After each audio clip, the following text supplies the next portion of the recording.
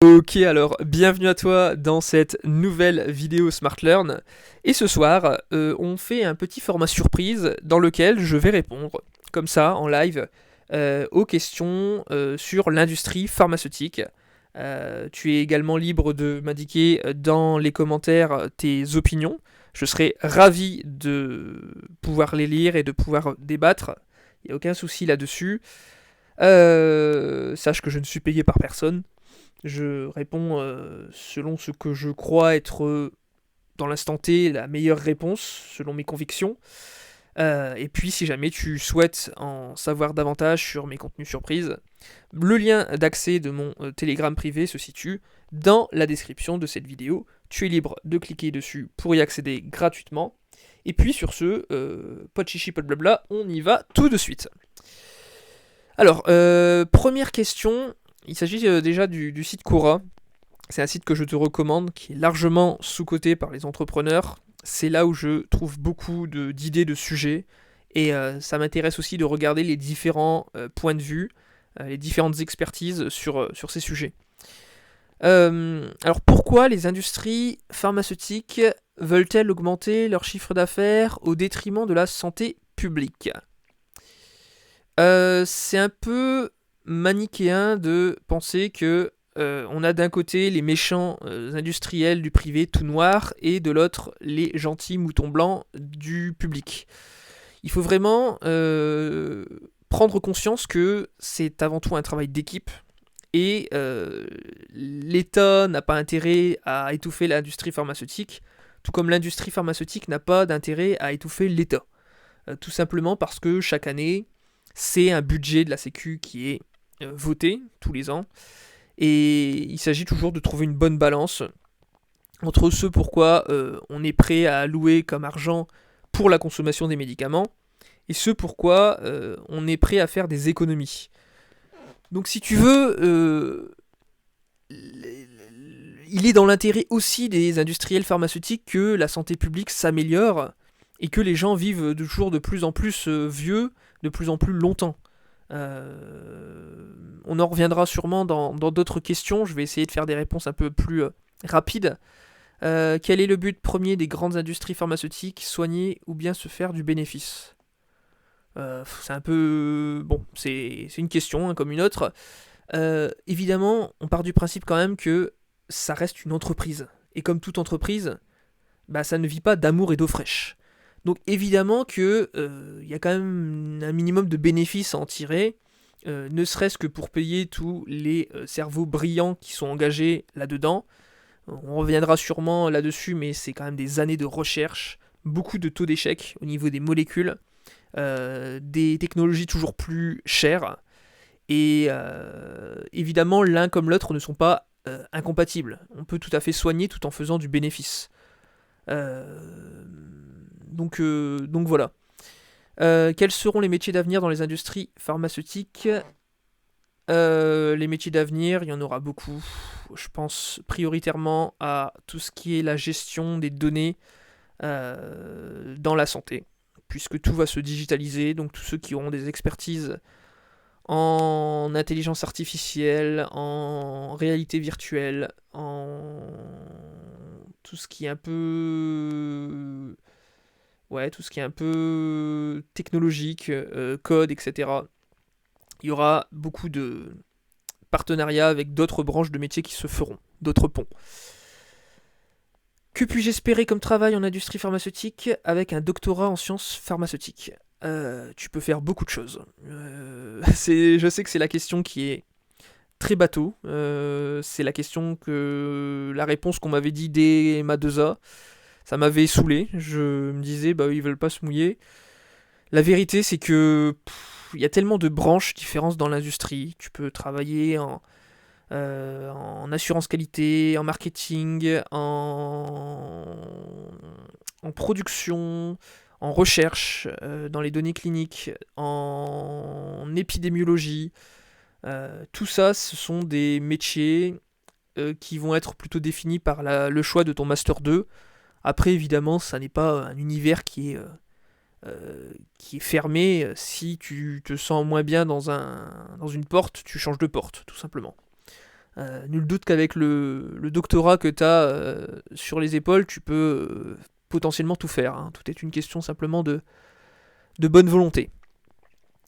Quelle est la plateforme où je peux trouver des informations pertinentes sur les laboratoires ou les industries pharmaceutiques européens? Alors, je t'avoue que sur les plateformes, il y en a beaucoup, des différentes. Je pense que la première à laquelle tu devrais penser, c'est le LEM, donc l'association des industriels du médicament.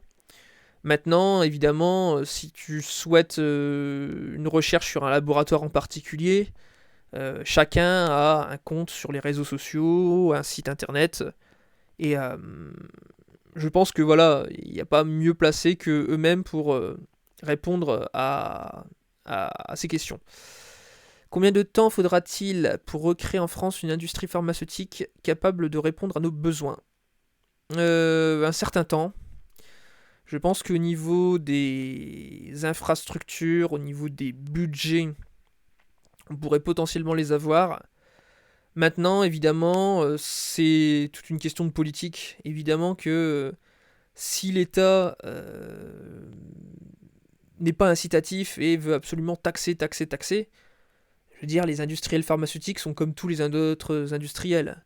Si ça coûte moins cher d'aller produire en Asie, évidemment que, je veux dire, c'est simplement du calcul, c'est des maths, c'est tout simple. Comme je te l'ai dit, ça reste aussi des entreprises. Il y a des emplois, il y a la responsabilité de nombreux emplois à au moins garder, voire recruter de nouveaux emplois. C'est pas pour se faire surtaxer. Donc tout dépend des politiques en fait, hein. Mais potentiellement, oui, ça pourrait aller très vite si il y a une bonne volonté qui est menée. Nous sommes soi-disant en guerre contre la pandémie. Dans une telle situation, pourquoi l'ensemble des industries pharmaceutiques ne produisent-elles pas des vaccins en masse sans se préoccuper a priori de la propriété intellectuelle? Bah ça, si tu veux, déjà, il faut te dire que c'était un record extraordinaire en temps de pandémie de sortir des vaccins avec une rapidité comme celle qu'on a vue. Il faut te dire que ne serait-ce qu'un dossier que l'on dépose à l'Association nationale des médicaments, si tu préfères, le dossier en lui-même met 1 an avant d'être enfin jugé valable et qu'il y ait une autorisation de mise sur le marché. Donc là, ici, on a vraiment tout écourté. C'est pas une question de propriété intellectuelle, c'est plus une question de logistique. C'est que tu peux pas du jour au lendemain, comme ça, transformer des usines entières à vaccins, sachant que les chaînes de production sont déjà adaptées à plus ou moins telle forme galénique, plus ou moins telle forme de médicament. Donc voilà, c'est plus une question de logistique, tout simplement.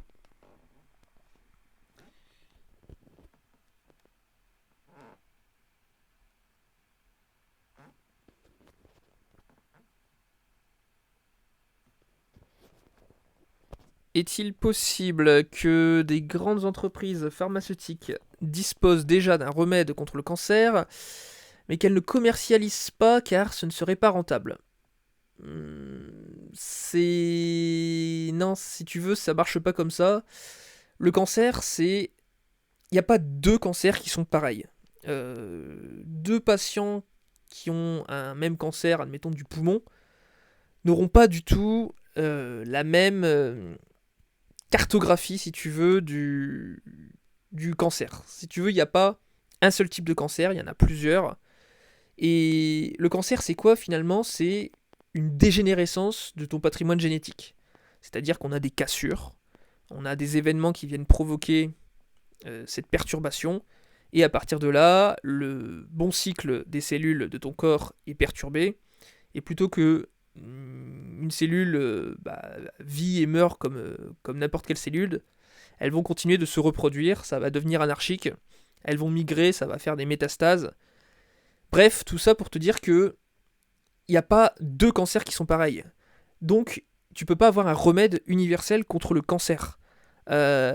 Tu peux juste, et c'est ce qui sera prévu dans les années à venir, cartographier au maximum chaque ADN de chaque patient, lui dire, voilà, vous avez telle disposition pour tel type de cancer, et on peut vous trouver une thérapeutique adaptée qui est ultra personnalisée. Mais évidemment que le jour où on a toutes ces avancées, et ça sera très bientôt, bien évidemment que ça sera commercialisé, parce que ça sera rentable. Donc dire que les laboratoires ont un remède, mais qu'ils ne veulent pas le vendre, sinon ça ne serait pas rentable, ça n'a pas d'intérêt, c'est ce que je te disais tout à l'heure.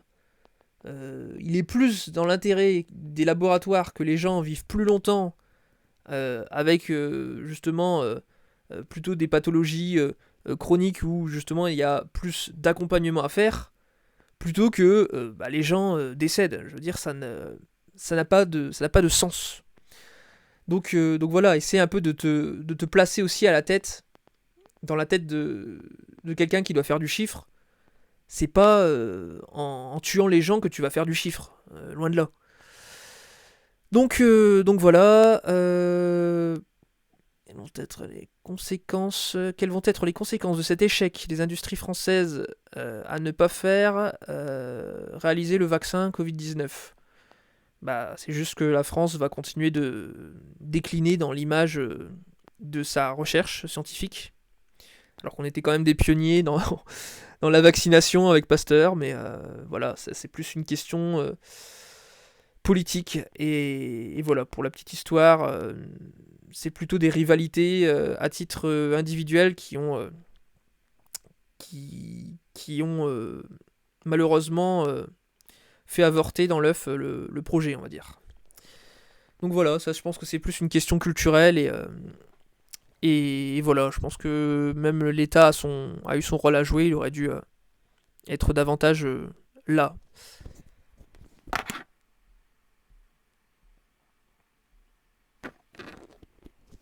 Alors, pourquoi certains laboratoires pharmaceutiques et industries cosmétiques continuent à pratiquer leurs tests sur des animaux alors que de nombreux autres laboratoires parviennent parfaitement à faire commercialiser leurs produits? Alors, la question de l'expérimentation animale, c'est quelque chose qui est extrêmement discuté au sein même des laboratoires de recherche. De plus en plus, on fait des tests sur des cellules. Mais il faut bien te dire que le but du jeu, c'est de se rapprocher d'un modèle qui colle le plus à l'humain. Donc évidemment que l'accent est mis sur de moins en moins de recherches sur les animaux. Maintenant, évidemment que il y aura toujours, jusqu'à je ne sais pas quand, mais il y aura toujours un peu certains animaux qui devront être utilisés un minimum, ne serait-ce que des souris, pour faire les premiers tests au niveau de la toxicité. Tu vas pas aller injecter directement sur des humains des traitements qui n'ont pas été suffisamment testés. Donc ça va de soi, évidemment. Bon, c'est malheureux pour les animaux en question, mais sache qu'il y a quand même toute une éthique autour du traitement des animaux, au niveau du nettoyage des cages, etc., etc. Je veux dire, on n'est pas dans de l'élevage intensif, comme tu verrais dans certaines autres industries. Donc voilà.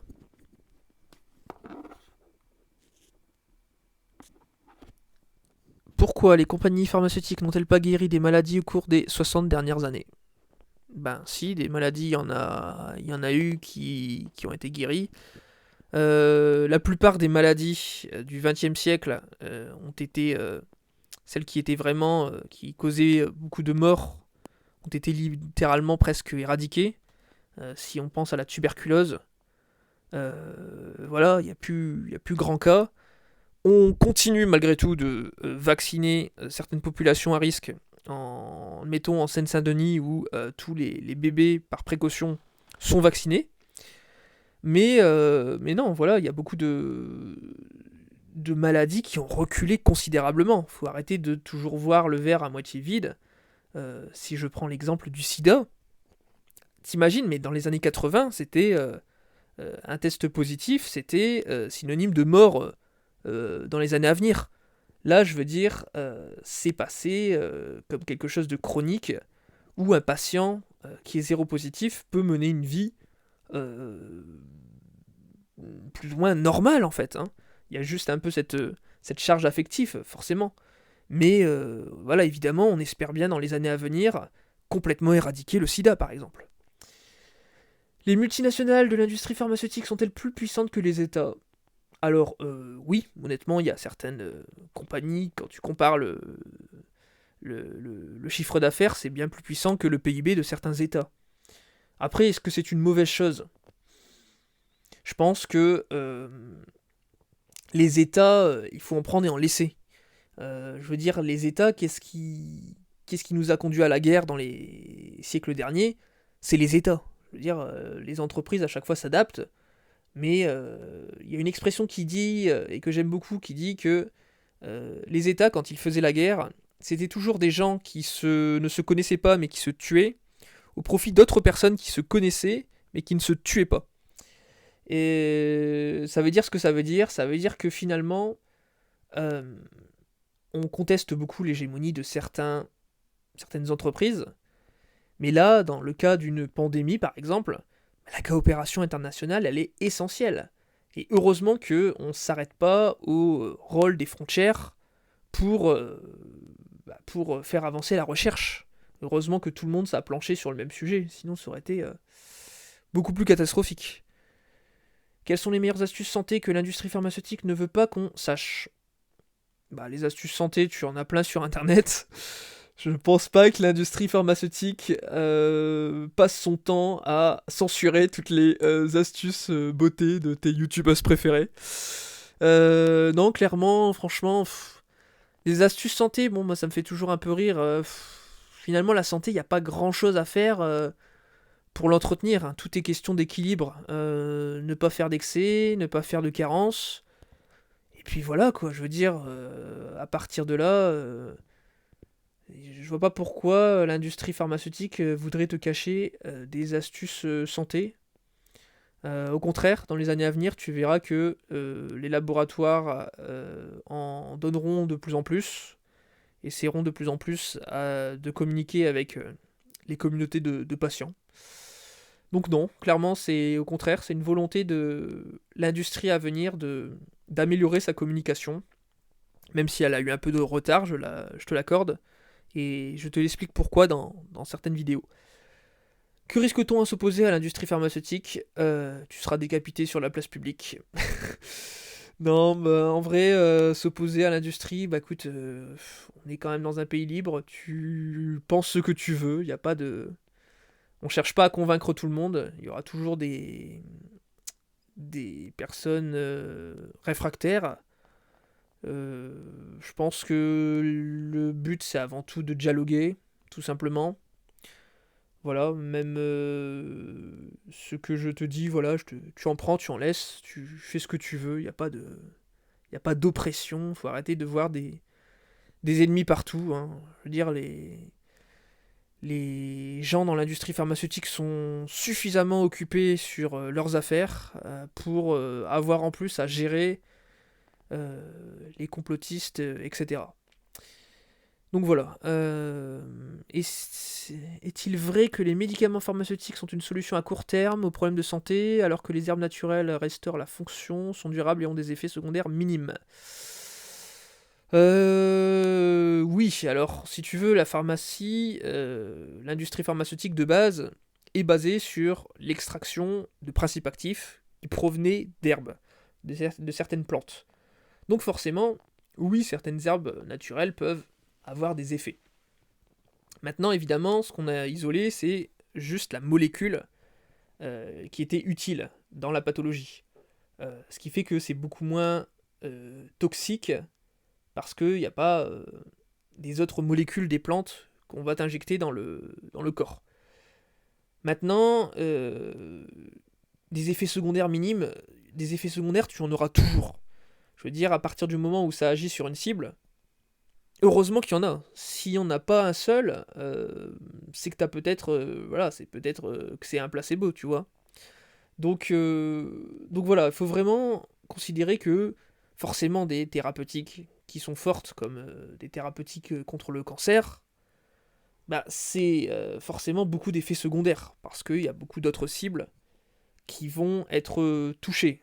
Le médicament, c'est pas forcément une tête de missile avec exactement la cible qui sera seulement touchée. Il y a toujours des petits aléas à côté. Maintenant, évidemment, on va minimiser au plus possible ces effets secondaires et considérer que tant que l'effet est supérieur au risque, l'effet prendra l'effet positif, la prescription prendra toujours. Quel est votre sentiment suite au rachat de Monsanto par le groupe pharmaceutique Bayer? À titre personnel, je pense qu'ils se sont tirés une balle dans le pied. Je pense qu'ils ont voulu, comme n'importe quel laboratoire, se diversifier, diversifier des activités. Maintenant, évidemment, c'est sûr que on peut pas être bon partout, et c'est sûr que un laboratoire pharmaceutique a des risques en voulant acquérir aussi, se spécialiser dans tout ce qui est agriculture, etc. Donc voilà, après, je veux dire, ça ils feront les meilleures décisions en conséquence pour rattraper la question, il n'y a pas de souci là-dessus, j'ai confiance, c'est des têtes, hein, tu sais, il n'y a pas de... c'est pas des imbéciles, hein. Donc voilà, ils feront le nécessaire. Comprenez-vous les suppressions de postes du géant pharmaceutique Sanofi? Alors, oui, il y a eu beaucoup de reportages, très intéressants hein, d'ailleurs, qui ont été tournés là-dessus. Je pense que, selon moi, il y a cette question peut-être du turnover des dirigeants de laboratoire, qui est peut-être de 2, 3, 4, 5 ans. Ce qui fait que, en fait, le petit bémol des laboratoires, c'est que on a souvent des nouveaux dirigeants qui arrivent et qui te pondent une nouvelle politique. Donc forcément, eh ben, pour le peu qu'il y en ait un qui ait décidé de créer tant de postes, d'ouvrir telle usine, et qu'il y en ait un autre derrière qui arrive et qui change d'avis, étant donné que eux sont jugés, tous ces dirigeants, sur leurs résultats à court terme, puisqu'il ne reste pas longtemps, il y a une difficulté évidemment à maintenir des stratégies à long terme. C'est pour ça que des fois tu peux avoir quelques paradoxes, malheureusement. Ça n'est pas seulement que dans le domaine pharmaceutique, c'est dans beaucoup d'autres domaines industriels. L'industrie pharmaceutique vide-t-elle les caisses des États? J'y ai déjà répondu, non. Parce qu'elle n'a pas intérêt à les vider, justement.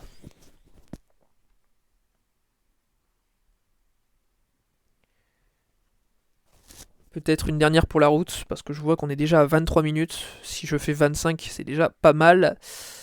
La médecine est-elle un domaine qui a été envahi par les sociétés pharmaceutiques qui veulent y imposer leurs produits? C'est une question un petit peu étrange, sachant qu'en fait, la médecine et la pharmacie ont toujours existé en même temps, en fait. C'est vraiment deux sœurs, si tu veux. C'est juste que la forme était différente. Avant, dans l'Antiquité, je t'en parle dans une autre vidéo sur toute l'évolution de la communication pharmaceutique, mais ne serait-ce qu'au Moyen-Âge, les moines, c'était à la fois ceux qui avaient la connaissance médicinale et ceux qui cultivaient les plantes aux vertus thérapeutiques dans leur monastère. Donc, ça n'a pas été envahi par des sociétés plus que dans d'autres domaines. Je veux dire, c'est simplement que on est beaucoup plus sur Terre forcément qu'avant. Donc il y a beaucoup plus de demandes, et donc il y a beaucoup plus d'offres aussi, donc beaucoup plus de produits forcément.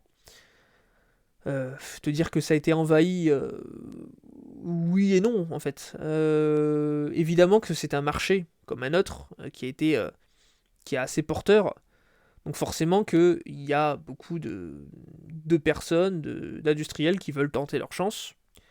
Et, et c'est ok, je pense qu'il faut vraiment le voir d'un point positif et se dire que bah, c'est autant de personnes finalement qui sont mis à contribution pour œuvrer sur des solutions concrètes pour améliorer la santé.